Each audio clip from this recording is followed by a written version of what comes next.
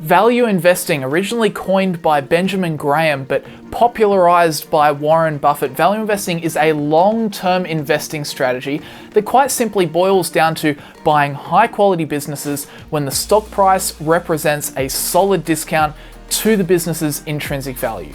Now, as I said, the reason that value investing gained so much traction, say over the past 50 years, is because Warren Buffett used this strategy to become the world's most successful investor ever, averaging 20% returns per year since 1965. That's approximately double the returns of the S&P 500 every year.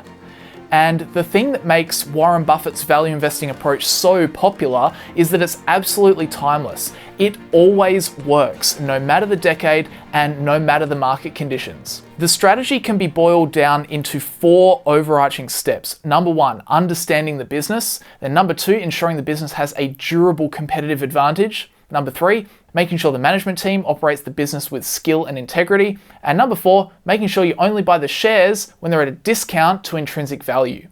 Now, as a young adult, an Indian man by the name of Mohnish Pabrai saw Buffett's success and decided to implement the exact same strategy. He learned pretty much everything there is to know about Buffett's value investing, then implemented himself, and like Buffett, also achieved amazing returns. Now today, Mohnish continues to manage money under the same Buffett value investing principles, and he actually recently did an interview where he explained each step of this process and how new investors can implement this strategy themselves. So in this video, we're going to use Mohnish's help to discuss exactly how a beginner investor can start their investing journey following Warren Buffett's 4 key principles. So with that said, let's dive into it.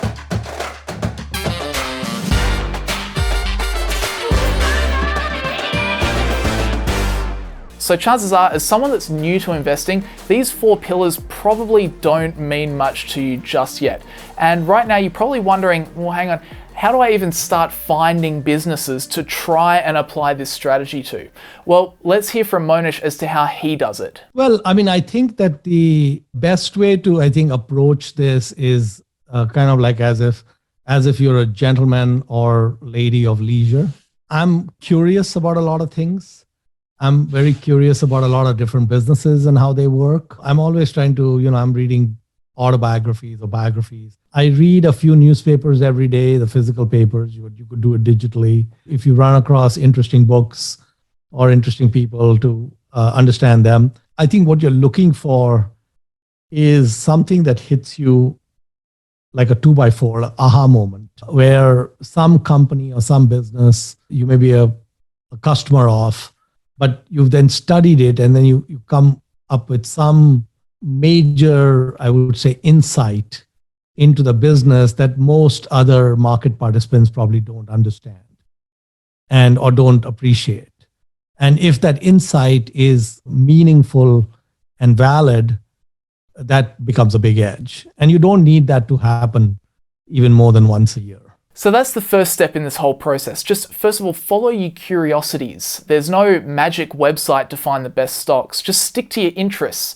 Initially, just be a sponge and just learn about businesses that you find really interesting.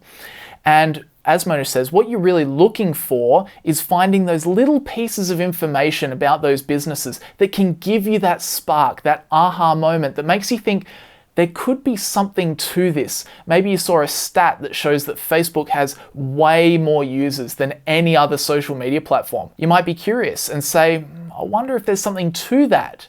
You might be a car lover and see that Ferrari's profit margins are around 50%, whereas every other automaker is around 20%. I wonder, why is that? And this starts to put businesses on your radar, but there is a trick to this method, and it's to always stay within your circle of competence. Never go digging into areas that you just know absolutely nothing about, because that will absolutely catch you out. So how do you know what's in your circle of competence and thus what businesses you might be capable of understanding? You can have a really, really small circle of competence, but what is very important is staying within the circle, not even going to the edges. Stay in the epicenter. And, to ask the question is to answer it. So if you're wondering if something is within your circle of competence or not, the answer is it's not in your circle of competence. And probably, I think at your ages, what is likely the most probable to be within your circle of competence are products and services that you use regularly. Generally speaking, I think a good way to kind of begin your journey in terms of understanding, what businesses to look at, just look at all the products and services you consume. Do you go on YouTube? Do you go on Facebook? Do you use Google? Do you use an Apple iPhone? Do you use an Android phone? What brand of clothing do you wear? What kind of toothpaste do you use? And that's, I think, a starting point, because generally speaking, for a brand to come through and be something that you would trust and use is a very high bar. And so I think that's probably the simplest way to start tackling the circle of competence issue. So I 100% agree with Mohnish here. The easiest way to find businesses that you might be able to understand is by noting down the businesses that are already a part of your life. Do you use Facebook and Twitter? Do you shop on Amazon? Do you eat at McDonald's? Do you own a Google Pixel? If you note down where you spend your time and what you spend your money on, you will just naturally start to formulate a list of businesses that you already subconsciously understand reasonably well. Businesses that with, just a little bit of reading up, they could end up very firmly in your circle of competence. So that's how you start finding stocks that you'll be able to understand. And then from there, the next pillar of this value investing approach is ensuring the business has a moat. So what the heck does that even mean? The moat, I think, is a very broad kind of shorthand for what gives a business an enduring competitive advantage. But a moat encapsulates things like a low-cost producer. Sometimes the moat is all about that you don't need to have as much markup as someone else, like kind of a Costco. They're always going to be under everyone else's price, and that gives them a strong moat. For the most part, it can be quite obvious if you just spend some time thinking about it. Let's say, for example, you use Instagram or Facebook, for example. You can form some opinion about the stickiness and how long those businesses could thrive and what would it take to unseat them. These are classic network effect businesses. And I think that if you cannot get to a point where something is a no-brainer, where you have been able to convince yourself that this is amazing, it just pass, because we even if you make one decision a year or two decisions a year or one decision every 2 years, that's perfectly fine. So a moat is all about the characteristic that gives a business a durable competitive advantage. As Mohnish said, maybe a company is the lowest cost producer of something. Maybe they have the best scale and can offer products the cheapest, like a Costco. Maybe they have a huge network effect like Facebook, or an inescapable ecosystem like Apple. You can really start to think about why these businesses have become so successful. And when you're looking for a moat, it should be pretty obvious. If you're looking into some cheapo smartwatch company because, I don't know, I wear their watch every day, but really this watch was just a Christmas gift from grandma, and when all along you really wanted an Apple Watch, and it's clear, this company is not going to have a moat.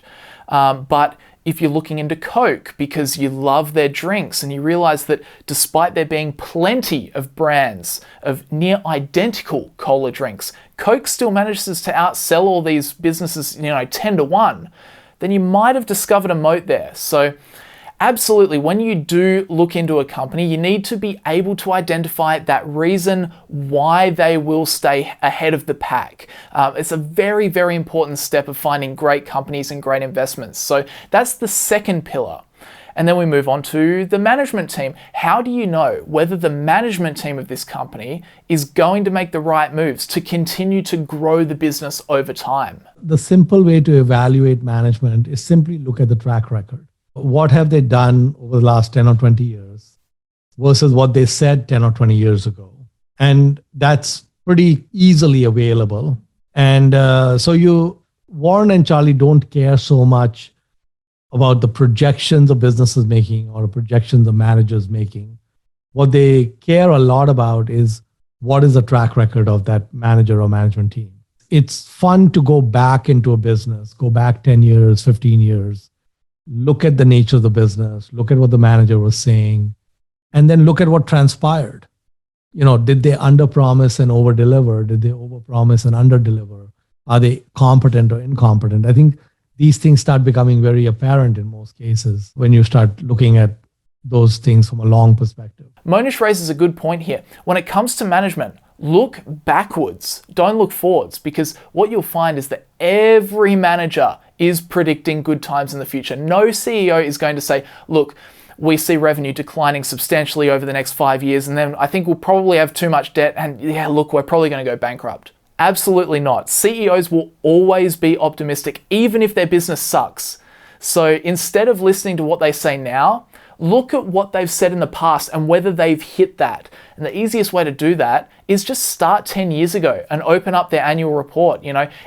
In there, you'll probably find some sort of future guidance. If they say, hey, we predict long-term revenue growth of 25% annually, just go and check whether they achieved that. For example, Elon Musk in 2006 said, in short, the Tesla master plan is 1, build a sports car, 2, use that money to build an affordable car, 3, use that money to build an even more affordable car, and 4, while doing the above, also provide zero-emission electric power generation options.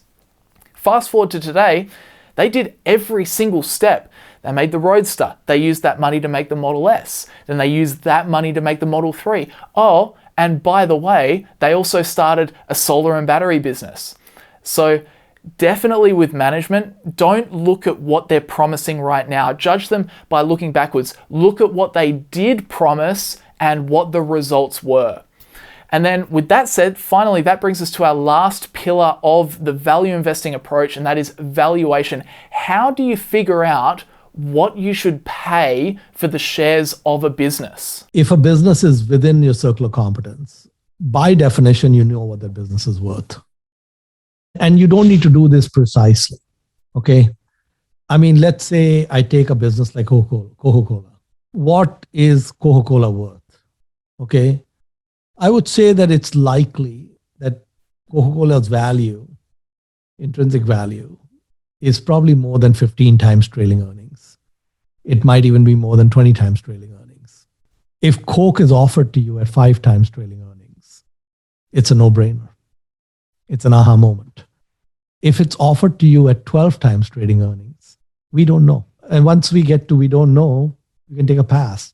This is a game with no called strikes. You just keep doing that all day. You basically keep saying no to almost everything.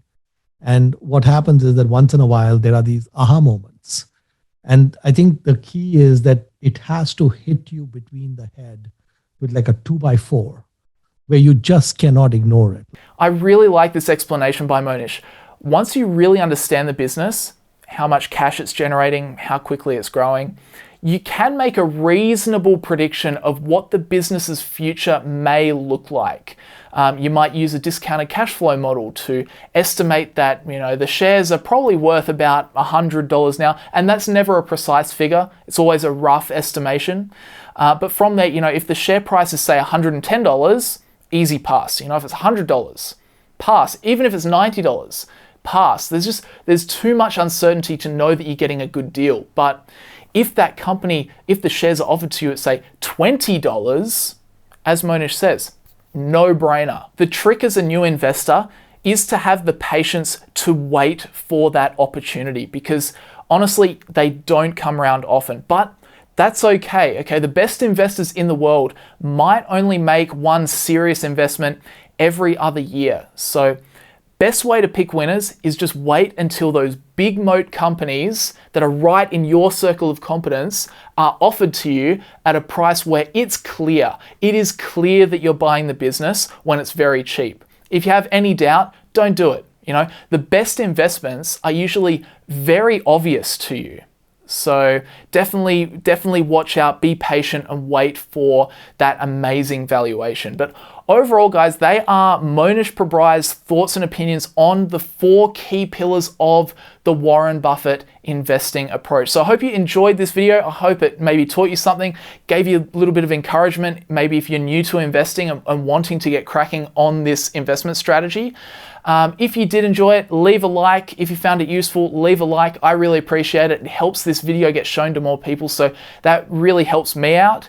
Now, if you did want to take that next step and you're like, you know what, you win, Brandon, I'm definitely in with this whole Warren Buffett, Mohnish Pabrai value investing approach, and you wanted just an 8-hour course, which just leaves no stone unturned. It just goes video 1, video 2, video 3, all the way through understanding the business, moat, management, margin of safety, and valuation. Then if you're interested, you can feel free to check out PROFITFUL. That's my business that I started. There's a full 8-hour course on there called Introduction to Stock Analysis, if that's something that takes your fancy. And all of the profits that are made over on PROFITFUL get reinvested into making better YouTube content as well. So that's a way that you can financially support the channel if that's something that you're interested in, to help me make more higher quality YouTube videos. But overall, guys, that'll just about do me for today. Thank you very much for watching. Of course, subscribe to the channel if you are new around here. If you've made it to the end of the video, definitely subscribe. I do a lot of value investing kind of videos. It's definitely the approach that I subscribe to.